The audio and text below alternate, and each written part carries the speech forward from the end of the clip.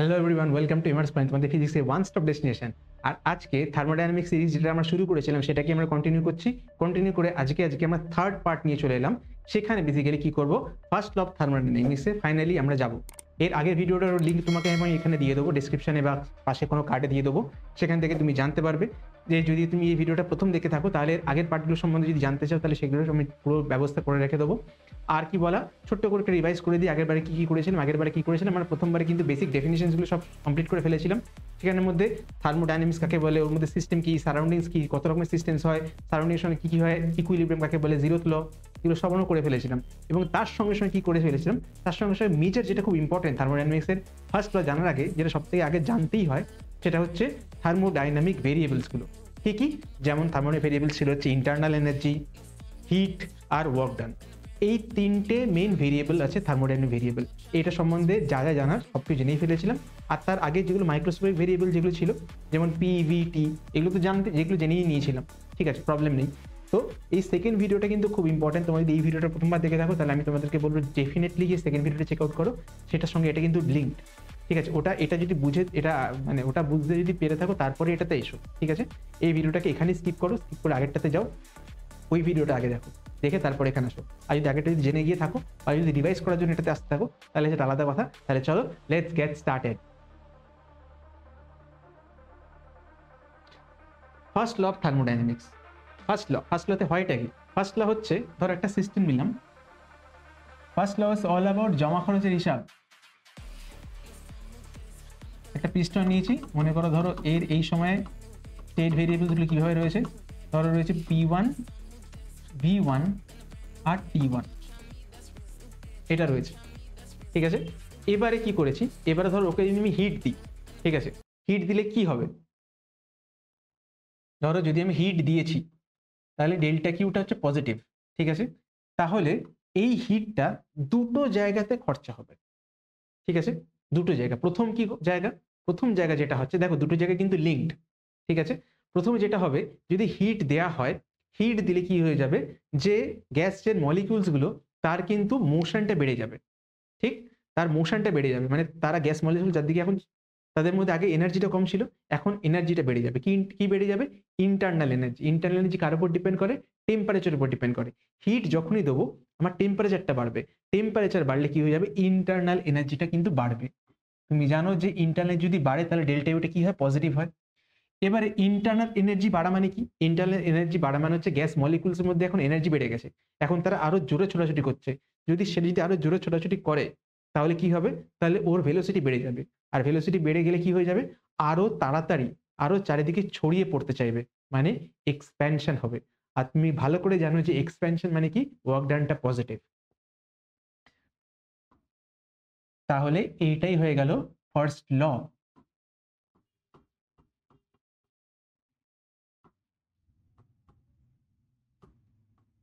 First law of thermodynamics. ঠিক আছে, যদি কিছুটা হিট দেওয়া হয় সেই হিট থেকে কিছুটা ইন্টারনাল এনার্জি বাড়ে আর কিছুটা ওয়ার্ক ডান হয়। এবার উল্টোটাও সত্যি, তুমি যদি কিছুটা হিট যদি ওর থেকে এক্সট্রাক্ট করে নাও, হিট এক্সট্রাক্ট করে নিলে মানে কি, ডেল্টা কিউ সেটা নেগেটিভ হয়ে গেল। তাহলে কি হয়ে যাবে, হিট ওর থেকে নিয়ে নিলে তাহলে কি হয়ে যাবে, ওর এনার্জিটা কমে যাবে।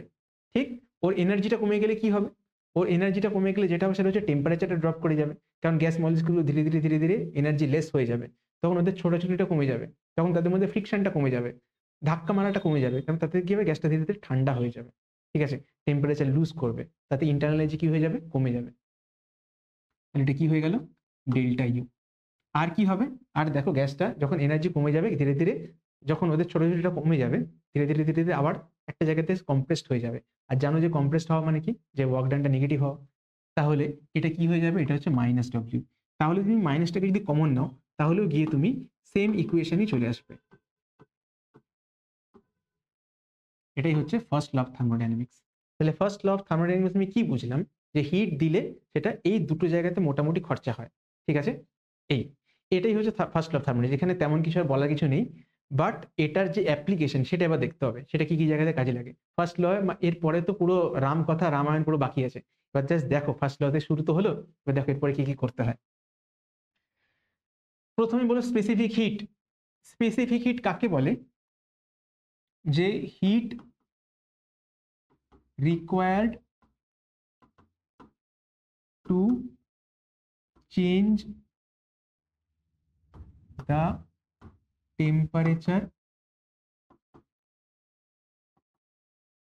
by 1 degree Celsius or 1 kelvin. কার জন্য? গ্যাসের জন্য, ফর আ গ্যাস। সেটাকে কি বলে? সেটাকে বলে হচ্ছে স্পেসিফিক হিট। আর স্পেসিফিক হিট ক্যাপাসিটি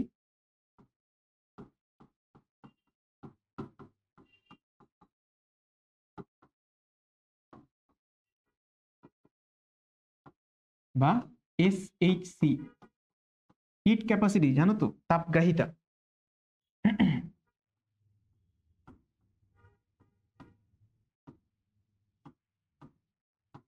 তাপগ্রাহিতাতে ওই এটা কি এখানে for a gas of unit mass. হ্যাঁ সরি, যখন আমি স্পেসিফিক হিট পড়ি তখন আমাকে ফর এ ইউনিট মাস কথাটা লিখতে হয়, ঠিক আছে? কিন্তু যখন আমরা স্পেসিফিক হিট ক্যাপাসিটি যখন পড়ি তখন কিন্তু এটা লিখতে হয় না। এক মিনিট দাঁড়াও তো।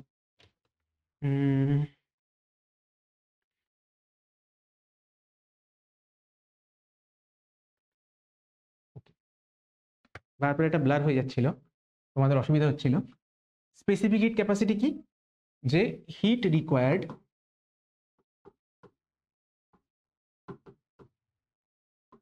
Two change the temperature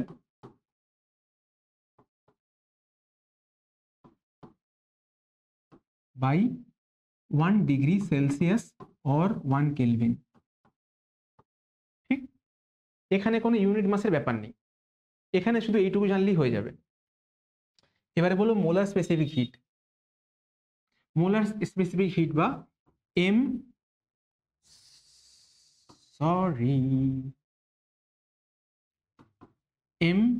MSH, molar specific hit মানে হচ্ছে হিট রিকোয়ার্ড, কতটা হিট লাগবে to increase the temperature of 1 mole gas by 1 degree Celsius or 1 Kelvin। ঠিক আছে, কিন্তু molar specific heat capacity, molar specific heat capacity, ঠিক আছে,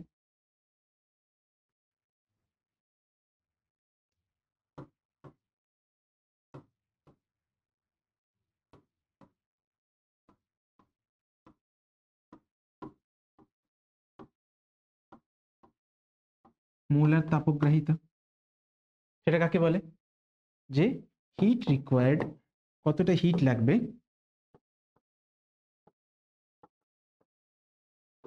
to increase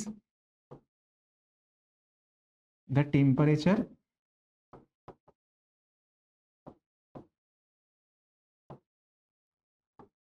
of n mole gas। ঠিক আছে, n mole gas by 1 degree Celsius or 1 kelvin. ঠিক, এই জিনিসটা তোমাকে জানতে হয়। আমরা কাকে নিয়ে পড়বো? আমরা বেসিক্যালি লাস্টেরটাকে নিয়ে পড়বো, মোলার এসএইচসি। ঠিক আছে, মোলার এসএইচসি,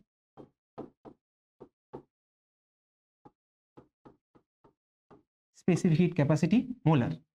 ঠিক, এইটাকে পড়বো।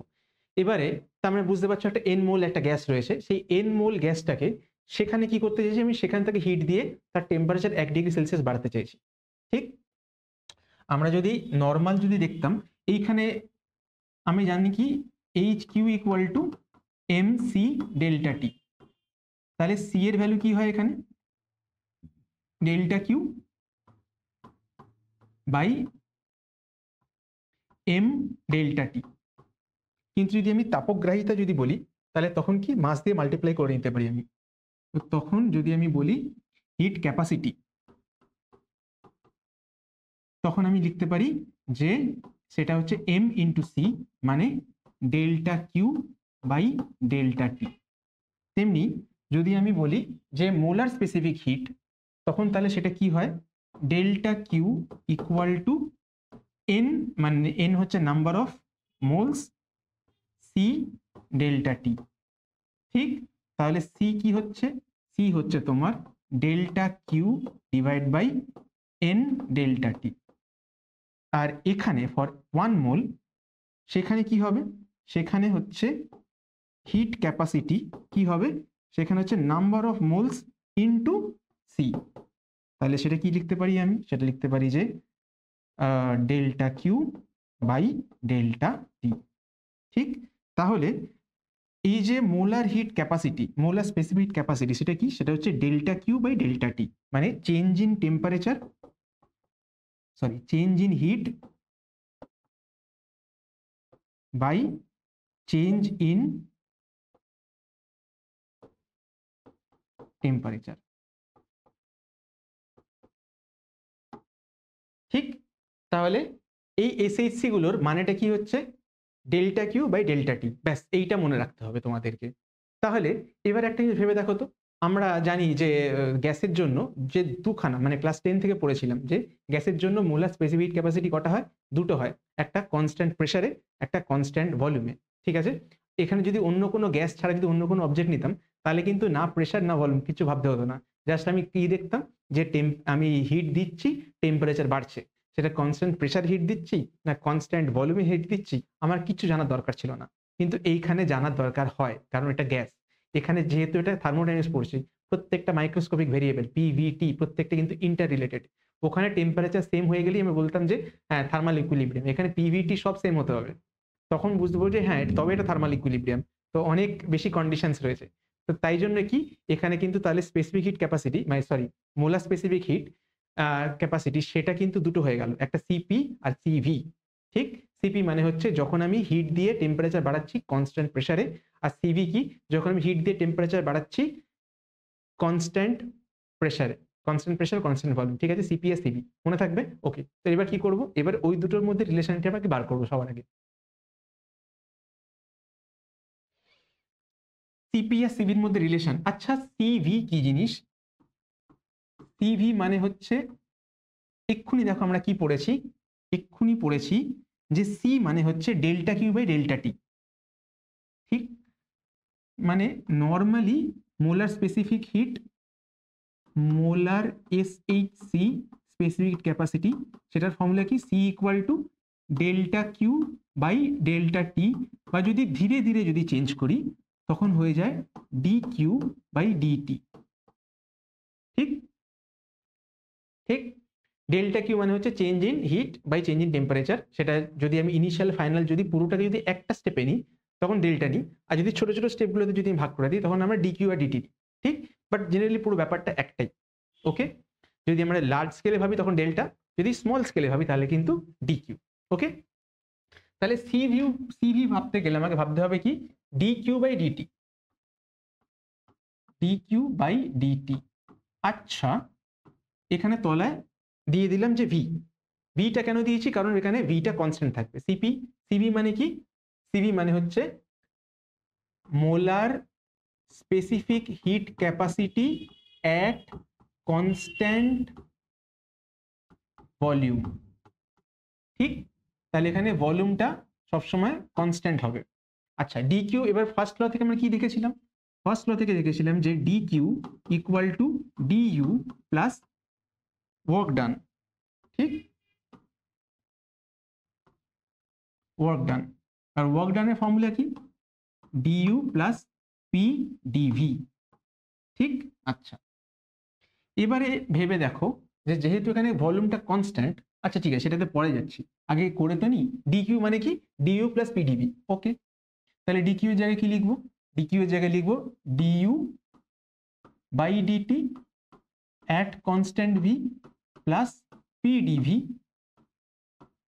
Divide by dT, divide by DT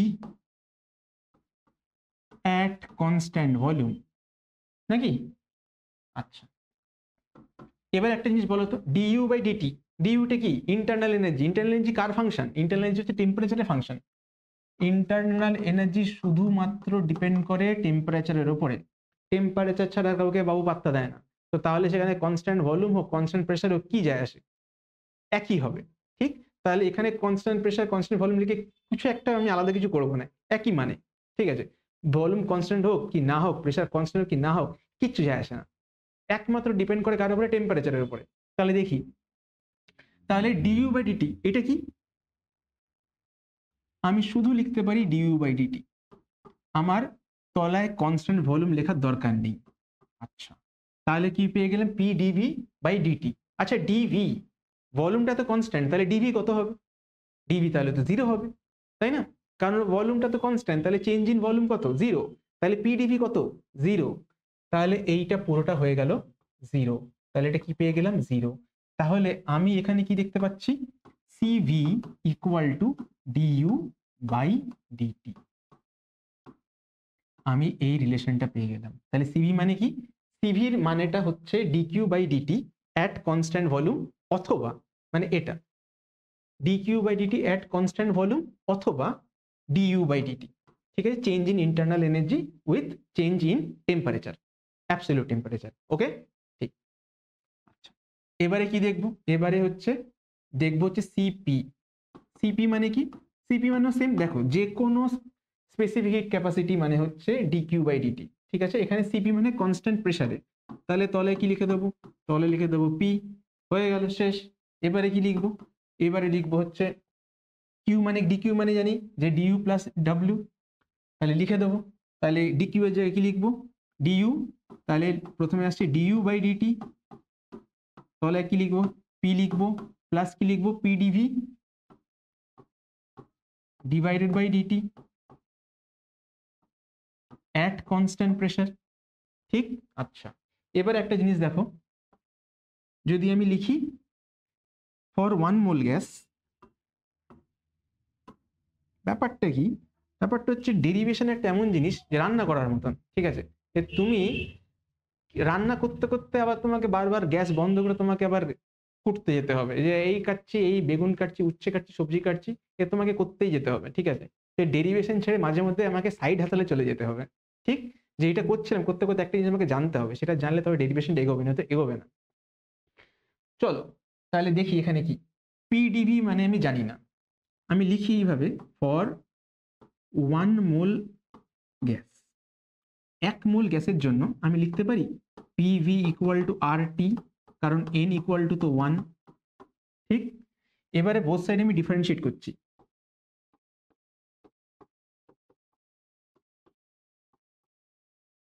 ঠিক? আচ্ছা, এখানে প্রেসারটা হচ্ছে কনস্ট্যান্ট, তাই তো? কারণ আমি সিপি বার করছি। সিপি মানে কি? Molar specific heat capacity at constant pressure. তাহলে প্রেসারটা হয়ে যাচ্ছে কনস্ট্যান্ট, তাহলে কি পাবো আমি? পি, কনস্ট্যান্ট টার্ম বাইরে বেরিয়ে আছে ডিফারেন্সিয়েশনে, তাহলে কি পেয়ে যাবো? পি ডিভি ইকুয়াল টু কি পাবো? আরটাও কনস্ট্যান্ট বেরিয়ে আসবে, তাহলে হয়ে যাবে আর ডিটি। তাহলে আমি কি পেয়ে গেলাম? পিডিভি মানে আর ডিটি। তাহলে এখানে সিপি মানে আমি কি লিখতে পারি? DU by dT. কেন ডিইউ বাই ডিটি লিখবো? তার কারণ ইউটা কার উপর ডিপেন্ড করে? শুধুমাত্র ইন্টারনালি ডিপেন্ড করে হচ্ছে টেম্পারেচারের উপরে। কনস্ট্যান্ট প্রেসার, কনস্ট্যান্ট ভলিউম যা কিছু হয়ে যাক, কিচ্ছু যায় আসে না। ওকে, তাহলে করে ফেললাম ডিইউ বাই ডিটি, প্লাস তার সাথে কি লিখবো? পিডিভির জায়গায় লিখবো R DT, R DT divide by DT at constant pressure. দেখো ডিটি ডিটি কেটেই যায়, আর আরটা কি? আর তো কনস্ট্যান্ট, আবার কনস্ট্যান্ট প্রেসারের উপর থোড়ি না চেঞ্জ হবে। তাহলে আর কার উপর ডিপেন্ড করবে? আর কার উপর ডিপেন্ড করে না, কনস্ট্যান্ট প্রেসার, কনস্ট্যান্ট ভলিউম যাই হোক না কেন। আর আরটা কি? Universal gas constant. Very good, আরটা হচ্ছে ইউনিভার্সাল গ্যাস কনস্ট্যান্ট।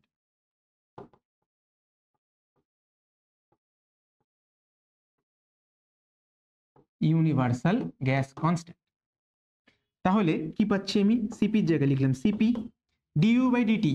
দেখো ডিইউ বাই ডিটি মানে কি? এক্ষুনি দেখেছি সিভি, তাহলে বসিয়ে দিই সিভি, আর প্লাস এখানে ডিটিটি কেটে কি পেয়েছি? আর। তাহলে Cp by Cv equal to হচ্ছে আর। ঠিক, সিপি সিভির মধ্যে রিলেশনটা এটা কিন্তু মানে থার্মোডাইনামিক্স থেকে আসা কমন কোয়েশ্চেনের মধ্যে একটা। ঠিক আছে, এখানে তিনটে কি চারটে মোস্ট কমন কোয়েশ্চেন রয়েছে, তার মধ্যে একটা হচ্ছে সিপি সিভির মধ্যে রিলেশন বার করো, সেটা অলরেডি করিয়ে দিলাম। আর একটা জিনিস বলে রাখি যে তাহলে দেখো সিপি বড় না সিভি বড়, অবভিয়াসলি সিপি বড়। সিভির সাথে আর মাল্টিপ্লাই করতে, আর অ্যাড করতে হয় তবে সিভি আসে। আর এর ভ্যালু তোমরা জানোই তো 8.314, কখনো 0.082, কোথায় কোথায় কোন ইউনিট সিস্টেমে কি ভ্যালু হয় তোমরা মোটামুটি এগুলো জেনেই আছো। ঠিক আছে, তো ক্লাস 10এও ছিল, এগুলো নিয়ে আর লিখছি না আর এর ভ্যালু কোথায় কি লাগবে, কারণ নিউমেরিক্যাল তেমন একটা এই জায়গা থেকে আসবে না তোমাদের।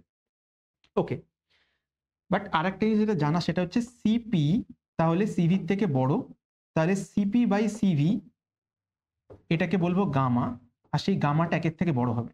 ঠিক, মোটামুটি আমাদের আশেপাশে যেগুলো ডায়াটমিক গ্যাস রয়েছে গামা কার উপর ডিপেন্ড করে, গামা হচ্ছে সিপি বাই সিভি, কার উপর ডিপেন্ড করে ডিগ্রি অফ ফ্রিডমের উপরে। আবার সেখানে চলে গেলাম আগের ভিডিওতে যেটা বলছিলাম, তো ওটাতে খুব একটা বেশি যাবো না, কার উপর ডিপেন্ড করে মলিকুলার স্ট্রাকচারের উপরে। যত ডায়াটমিক গ্যাস রয়েছে আমাদের এনভায়রনমেন্টে দেখো মোস্টলি গ্যাসগুলো ডায়াটমিক। ঠিক আছে, মোস্টলি নাইট্রোজেন অক্সিজেন বাদ দিলে হয়তো 1% পড়ে থাকে, সেগুলো অন্যান্য গ্যাস বাদ দাও। 99% গ্যাস হচ্ছে নাইট্রোজেন অক্সিজেন মিলিয়েই রয়েছে ডায়াটমিক। সেই ডায়াটমিক গ্যাসের জন্য গামার ভ্যালু কত হয় 1.4, গামার ভ্যালু কত হয় 1.4, 1.41, চলো আরো একটা ডেসিমেল অবধি বলে দিলাম। ঠিক, তাহলে এই হয়ে গেল সিপিসিবির মধ্যে সম্পর্ক, আর তার সঙ্গে গামাটা কি সেগুলো বলে দিলাম। দেখি এরপরে কি রয়েছে। আচ্ছা, এইখানে ভিডিওটা মোটামুটি ফার্স্ট ল এখানে শেষ করলাম।